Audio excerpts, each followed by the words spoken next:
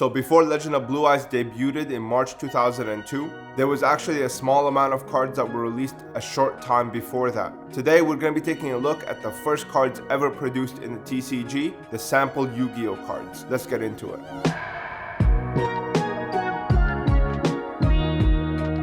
Alright, so there's two types of cards that were ever released in sample form. These are thin stamp sample cards and thick stamp sample cards. Both of these types have sample stamped on the back of the Yu-Gi-Oh card. However, there are a few differences between the two that differentiate their release completely. So the community differentiated between the two by having thin stamp and thick stamp. By thin stamp, I mean the word sample on the back is stamped with a thinner font, while the second type is still sample stamped on the back, however it's stamped with a thicker, bolder font. So that was a brief introduction. Now let's get into the specifics of thin stamp sample cards. It is also important to note that this type of sample stamping is only applicable to starter deck Yu-Gi Summon Skull in unlimited form. No other type of card or variant of Summon Skull ever received a sample like this one on its back. So the release of this card is said to have been around December in 2001. This makes it around 4 months before the Legend of Blue Eyes release. This card was distributed amongst the employees of Upper Deck Entertainment, the company that was handling the distribution and management of Yu-Gi-Oh in North America at the time. It was also handed out to toy shops and hobby shops that were suited for the Yu-Gi-Oh premiere in March. Obviously, this card's job was to do what is stamped on the back. It is a sample to everybody that is in the organization, everybody that is interested in picking up some Yu-Gi-Oh. They were to take a look at this card and see what they're going to get in the TCG. Lastly, the card came in a folder with details of starter deck Yu-Gi and starter deck Kaiba on the back, as well as a rulebook and a playmat. This card was released on something called OCG cardstock. What I mean by this is this card was printed in Japan using Japanese factories. The back is very glossy, the front is very glossy, and because it was printed in the OCG factories, this card held up much better than anything that was released in 2002. You'll find many mint copies on the market today, and I would not even say it's very difficult to find. If I was to compare the cardstock of this card, it would be very similar to something like Dark Duel Stories Blue Eyes. Video game promos like the Dark Duel Stories Blue Eyes are known to have been printed and manufactured in Japan. Some other characteristics, again, the sample word is stretched from the top left to the bottom right, while the counterpart is a lot more together when it comes to the word spacing, and then it runs from the bottom left to the top right. Now, all of these things are very nice, but sometimes you only get a photo from the front. Konami was very cautious with this, and I actually really appreciate this. What they did with this card was actually the text wrapping is completely different than the official release in starter deck Yu-Gi. What I'm talking about is the way that the words wrap inside of the text box in the description of Summon Skull. If you take a look at the sample Summon Skull, you'll see that the text wraps only 2 lines, while on the official release of starter deck Yu-Gi or Meta Raiders Summon Skull, the text wraps 3 lines. Only 2 types of Summon Skulls have this text wrapping. The first one is the sample, and the second one is another card that I'll be covering in another video, so make sure you're subscribed for that. But yes, this text layout is very specific to this card and is not shared by any other Summon Skull that was released later on after 2002 in March. This type of text wrapping cements the identity of the Summon Skull, and it will be very hard to replicate for anybody else in the future if this card becomes super expensive. Yes, you might be able to stamp the sample word on the back, but you will never be able to change the way that the text wraps on the card specifically. This kind of preserves the integrity of the Summon Skull sample, and in my opinion, it prevents it from long-term counterfeiting. As you can no longer take a regular starter deck Yu-Gi Summon Skull Unlimited and just stamp it with sample on the back. So moving on to price and scarcity, you would think that this card has a lot of historic value and it should be in the thousands of dollars. However, it is not. The reason is mainly because of just how available it is. You have to understand that this card was distributed to every employee in UDE. It was distributed to every card shop in the United States and Canada. This card is extremely available. But not only that, I actually spoke to many card shops and they told me that they received this card by the brick. What I mean by this is that they would receive boxes this big with sample Summon Skulls inside, and I believe it was leftovers or something, but they were supposed to hand them out to anybody who bought starter decks or booster packs in the first initial release of Yu-Gi-Oh! And there were so many of these cards that they were actually still being distributed all the way up to Meta Raiders. So there is a ton of these cards, and I mean, you could just look online online and you'll see what I'm talking about. There are multiple listings of these cards on eBay. There's multiple listings of these on TCG Player. This card, I would not say is very rare, and that's why it's holding the price back down. However, it's still around $100 to $150 depending on condition. I mean, some people pay a premium for PSA 10s. However, I don't really think that that's very wise because these cards' condition are easily maintained because of the cardstock that they were printed on. You never really know if or when a card shop owner or an ex-UDE employee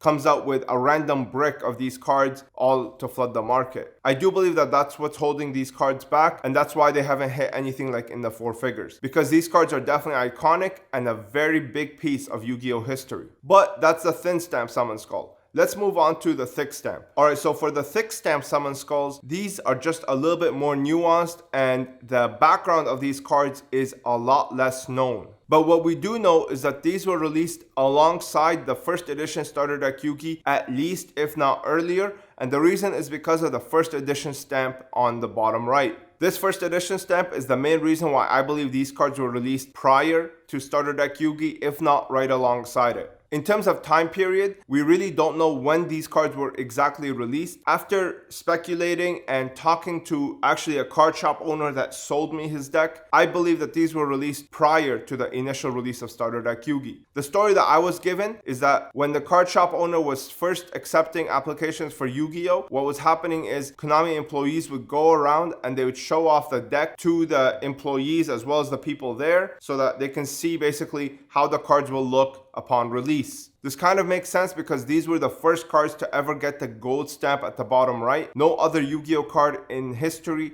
ever got the gold stamp for the first edition. Every single card in the OCG is always silver stamped, and even the Summon Skull that we mentioned earlier is also silver stamped. Now, in terms of how they were specifically released, we really don't know. Some people say that they were released in a plastic container like a VCR holder. However, there's no proof of this, so we really don't know. These cards are extremely rare, so we never really see them pop up for sale, never mind in sealed or brand new condition. These cards are actually exactly like Starter Deck Yu-Gi first edition cards. Now, in terms of characteristics, these cards are a little bit different than the Summon Skull that I mentioned earlier. The biggest difference is that this is not only a Summon Skull in first edition with a thick stamp on the back. There's actually a complete Starter Deck Yu-Gi common set. Starter Deck Yu-Gi is a 50 card set with 3 holos, so this means that this is a 47 card set in total, and it contains every single card that was released in Starter Deck Yu-Gi with first edition, as well as a gold Eye of Anubis at the bottom right. In terms of cardstock, these cards have the exact same cardstock as Starter Deck Yu-Gi first edition. This means that the cards are pretty glossy on the front while matte on the back.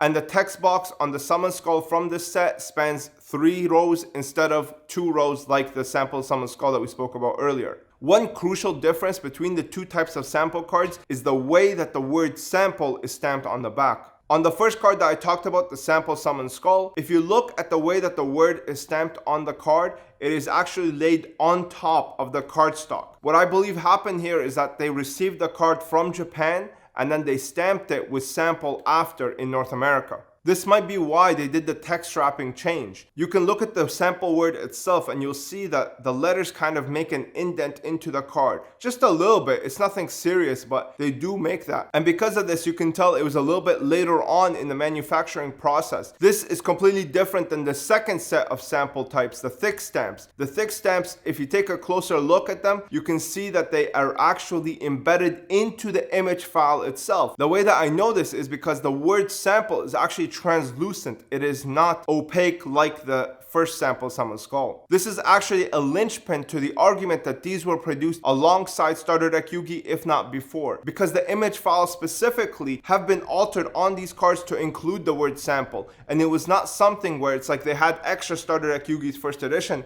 and they stamped them later on.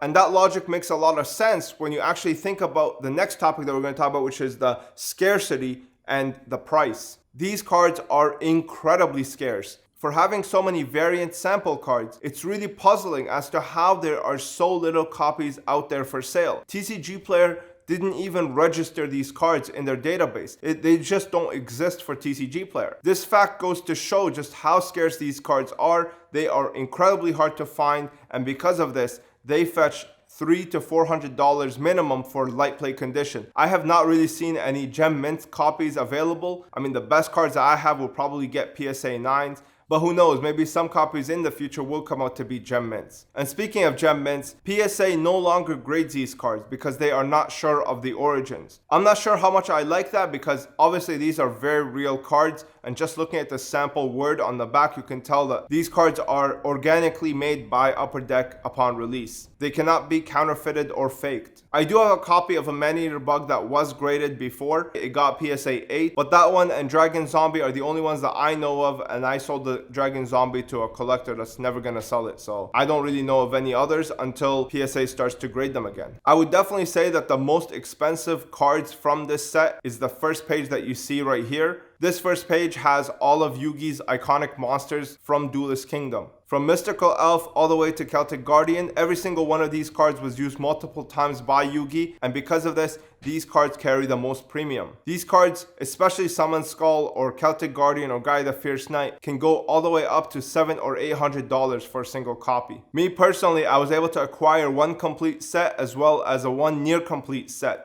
I have all 47 cards for one, and then I think around 41 or 42 cards out of the other one. I do have the 42 card set up for sale on my website. However, I'm also actively trying to complete it myself. And then I have around 5 or 6 cards that are completely loose. They belong to a future third set. However, the first edition thick stamp sample cards were produced in North America, and thus they have a lot of manufacturing defects, things like centering issues as well as square cut corners. In terms of complete sets, I know that there's around 5 or 6 complete sets in the world. A complete set, I would say, goes for around $9,000 to $10,000, around $200 a card. The individual cards might fetch a little bit more because, you know, some people might really like Feral Imp or Beaver Warrior. But overall, I would definitely recommend you stick to buying either a near complete or a complete set in order to add this piece of Yu-Gi-Oh history to your collection. I definitely don't say you should go one by one. Number one, it is not only more expensive, but number two, it is practically impossible to complete this set. Many people have embarked on trying to complete it. I mean, I have too.